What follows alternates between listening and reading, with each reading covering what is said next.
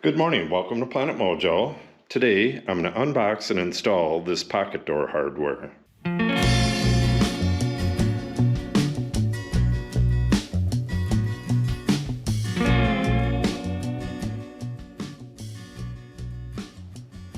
I really need to check out and make sure everything's okay. This came with a damaged box, and once I pull this stuff out, I might as well just put it in.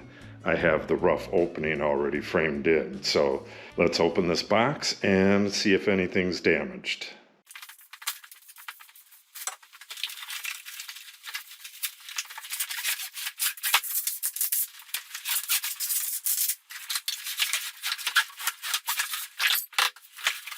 Okay, everything looks to be fine. I haven't checked for like bent stuff or anything like that. Get this out. This is the instructions.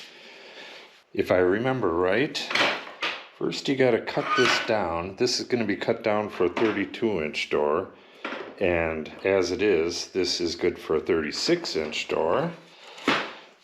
And I believe these go on the bottom, but I have to cut a board as a filler because my subfloor is going to come out and go onto that board right there. The part in the wall there, I need a 3/4 inch filler in there. I'll just cut that tomorrow out of 1-inch lumber. Okay, and I can't remember, this part goes in the wall and this part is out in the opening, if I remember right. It's been a while. Okay, everything's unboxed and it does not appear as though there's any damage anywhere. So we can go to step one, which I believe is taking off this end bracket. Okay, this stuff is going to go back on again once this is cut. Now we have the different sizes of doors that this is capable of. There's 2 adjustable ones like this. I believe there's 30 inches and under, and 36 down to 30. So my door is going to be 2'8", which is 32 inches. So I'm going to cut this right here. And then once I'm done doing that, I'm going to flip it over and cut the metal back here a little bit, just like it is right here, kind of offset, so that this can go back on. Okay, 2'8" is pressed right into the wood, but I'm going to take my combination square and make that line a good deal darker so I can see what I'm doing. I got this clamp kind of in my way here, but I can work my way around it.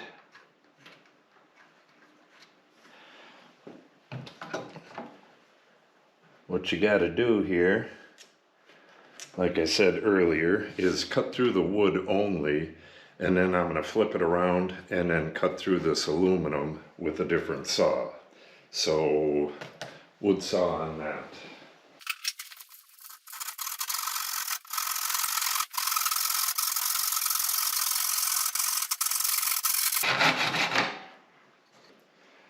Okay, now I got to go back 1 3/8 inches, which is right there.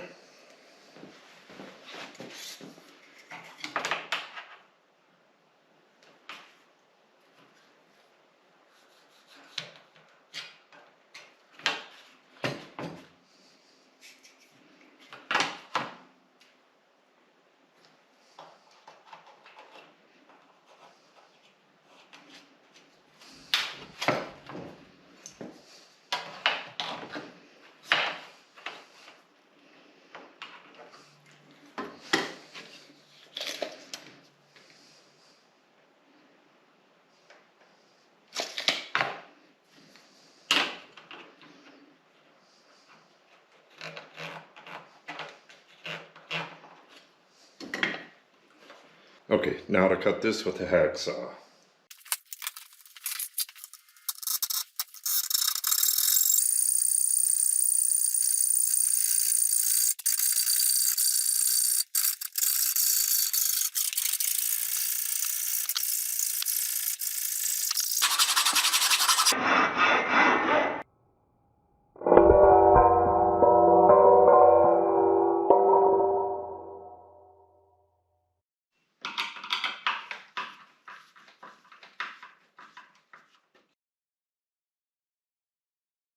All right, I just screwed the end bracket back on.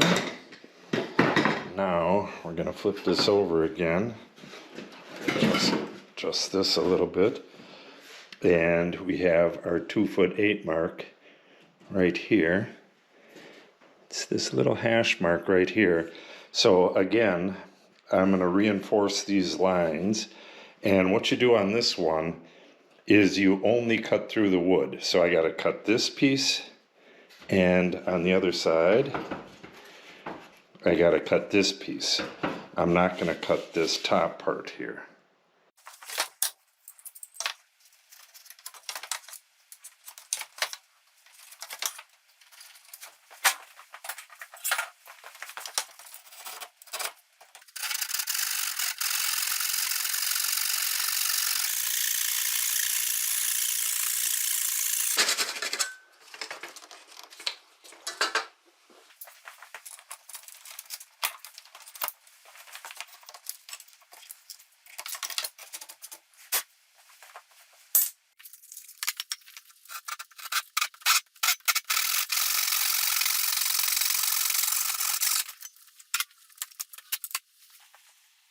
Okay, now to do some measurements in the opening here. The instructions tell you to measure 80 3/4 up from a finished floor, or 81 1/2 from a subfloor. We're missing the subfloor, so we got to go to 82 1/4. For your situation, just follow the instructions. If you're measuring up from the subfloor, it's 80 3/4. If you're measuring up from the finished floor, 81 1/2. I'm going to go a bit higher than that because I'll be adding the subfloor at a different time. Okay, I have one in, and I am actually using screws instead of nails. Nails are kind of outdated. I wanted to give you a pro tip. I use a tiny little, this is just a trim nail, and I just tap it a couple times to get a little hole started there, right in the right spot, because it might jump around a little bit when you try driving it. So that'll help keep it in line. But if you mess up on that hole location, the way to fix that is to take a little sliver of wood that is a little bigger than the hole, kind of pointy, coat it in glue and pound it in there until it expands the hole, because it's a little bigger than the hole, and then take a chisel and trim off the excess. Then you can redo your hole anywhere. If you don't do that, if you're trying to move over a 1/16 of an inch, your screw or nail or whatever fastener you're using is just going to go over into the hole you had previously.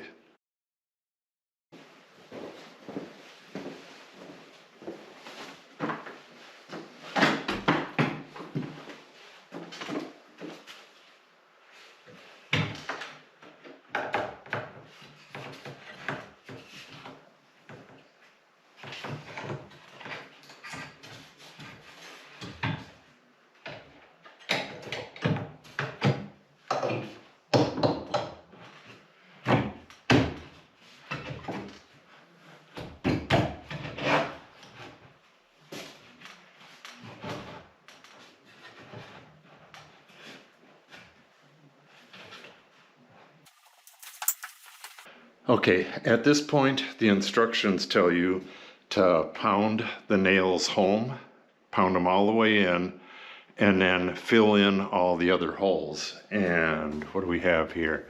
We have 3 holes on this side and 4 holes on this side. I really can't get at them back holes, but I guess every one but that upper one there. But all I did was screw the screws home.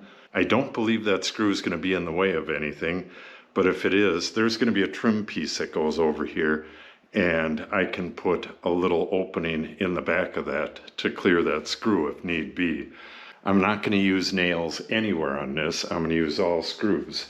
For the rest of it, I am going to use these number 7 by 1 5/8 inch cabinet screws, and I will be checking for level the entire time. Level this way and level that way. I'll use this tiny little torpedo level for that way and my 4-foot for this way. It's dead level right now, but as I add screws, I'll just keep testing it to make sure I haven't pulled it out of level. The next step is to get these split studs in place, but in my case, I need to get a little board into the bottom there. So let's get that done, and then we can get the split studs in place. All right, I got all the screws in, and this is still dead level in both this direction and that direction. I could not get the screw in that back corner, but I put an extra one here anyways. That is going to be plenty good. And I got everything I needed in this side. So now, if you're new to the channel, I have to beef this area up before I can put the studs in. And if you are new to the channel, you should probably subscribe so that you can see this stuff when it happens. This goes in here like that. It'll get screwed through them holes into the wood up there. And the bottom goes on one of these little brackets. Let me get one for you. The bottom will go on to this, and it'll be attached down here.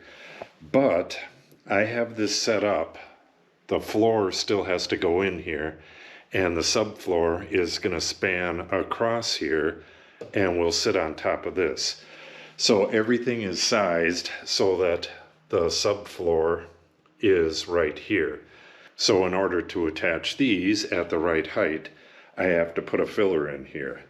If I had 1 by 4, that would work perfect, but I believe I have 1 by 8, and I'll have to cut it down. But anyways, this line right here, that's where that header stops up there. I want my board to come at least to that, because when I put this stud in here, I'm going to plumb this in. So it might come a little bit further over or something like that. So what I'm going to do is cut my board a bit long, about 1 inch or 2. And then once I get this plumbed and screwed into place, I'll take my handsaw and just trim it off flush. Okay, I'm over here in the machine shed, soon to be my temporary wood shop. What I have is 4 10-foot 1 by 8s. So I need 34 inches. This one will be perfect. Let you see the 34. 34 comes out right there, so I can get rid of that knot and that knot and have a nice clear chunk right here. Then I'll sight down the end of it and see which side is more curled. There'll be a slight curl. This is pretty flat stuff, so it won't be much. But wherever it is, I'm going to cut it off. I need 3.5 inches, which is right about here. So I'll have a real nice clear flat piece, and we'll get it over there and get it screwed in. This floor is just incredibly dangerous. As soon as you step off that snow onto this floor, it's like you have ice skates on. Pretty bad. Again, if you're new to the channel, the reason I roll out my miter saw like that is because it's insanely messy. When I build my workshop, which should be over there, hopefully, when I build that, I'm going to take care of all that stuff, and I won't have to roll anything outside. But I am going to make a wood shop deck where I can work outside if I want to. On a nice day, I'd rather be working outside. So, like for sanding and cutting like this, I'll make it so it has like a deck off the side where I can roll stuff out and do some work outside if I want. But for now, this place would be just filthy if I made my cuts with that in here. Table saw is a bit different because the chips are thrown downwards and they lose momentum and just build up on the bottom. And I have a dust collector that I'm going to be hooking up. Once I get the machinery hooked up, they will always have a dust collector on them. But while I'm working out here, I'm always going to make the cuts with that outside. All right, real quick before I cut this thing is about as dead flat as I've ever seen a board, so I don't have to worry about that. But you can see it's got some checks here, and if I were to cut it on this side, I would include those checks in my board. So I have enough on this side to get it out of there. So let's get it out of there and get out of here.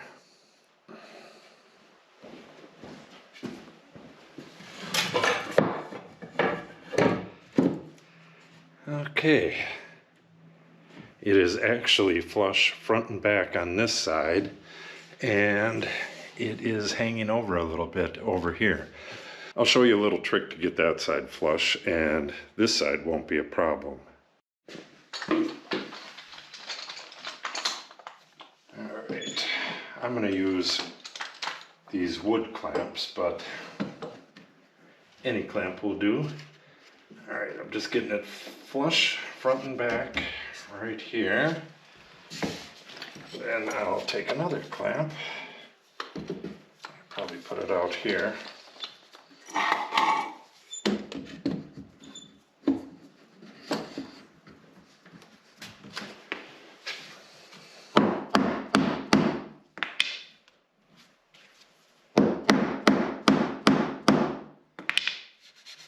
Nice and flush.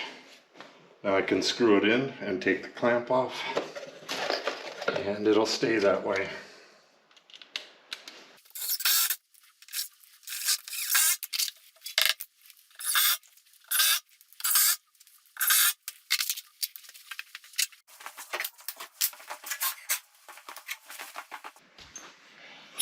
Alright, now you want to take your studs.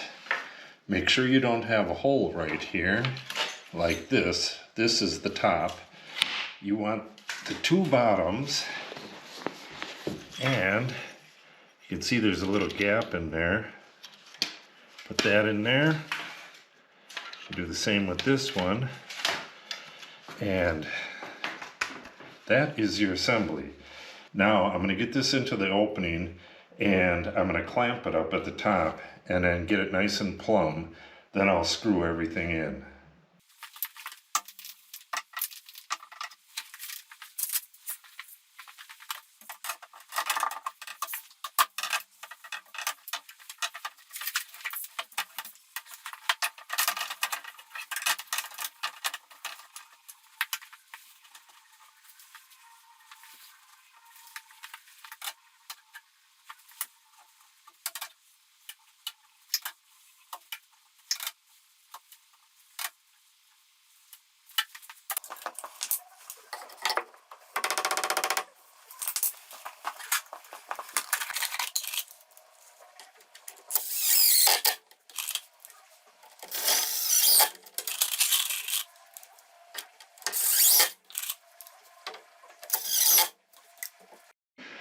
Okay, I screwed the top in. This is what it looks like on the back side. So you just have to go to the outsides a bit, and you're almost positively going to make it through these two holes here. Biggest problem was the wood split like crazy. This is some real gnarly grain right here. These were pre-drilled with, I think that's an 1/8 inch, which should have been just fine, but it really doesn't matter. Worked out just fine on this back side. This back stud here is going to be connected to regular framing back here, and this front is going to have drywall on it.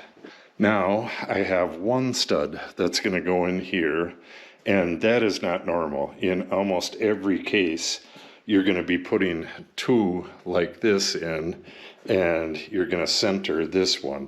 I'm probably going to center it, but I just want to see what my spacing comes out to be. My drywall is based on the center of this stud right here. So I'm going to measure things up and see if I'm going to have a joint right there or not. Okay, I think I got it figured out.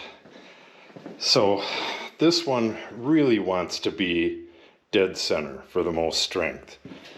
But there's going to be a built-in cabinet here, so basically nothing here is going to show. So I guess I can put a butt joint up in here. There's going to be a cabinet here and a bulkhead across the top. So basically any butt joint that I put in there is going to be buried, and I'm not even going to tape it. I try to have the nice tapered edges at the joints so that it's easier to drywall. I really hate drywalling, so I want it to go as fast as possible. So I'm going to just go dead center with it. And again, on a normal installation, you probably aren't going to even run into this stuff. And if you do, you can do the same thing I'm doing. You can just have a butt joint in the drywall, especially if you have professionals doing the mudding and taping. I am definitely not a professional mudder / taper, so I want my seams to be nice. Okay, I'm going to put this last one in, and I believe that's it. The rest of this hardware is for the installation of the door. All of this is for the door, and I'm not going to be putting that in right now. So let's get this last one in.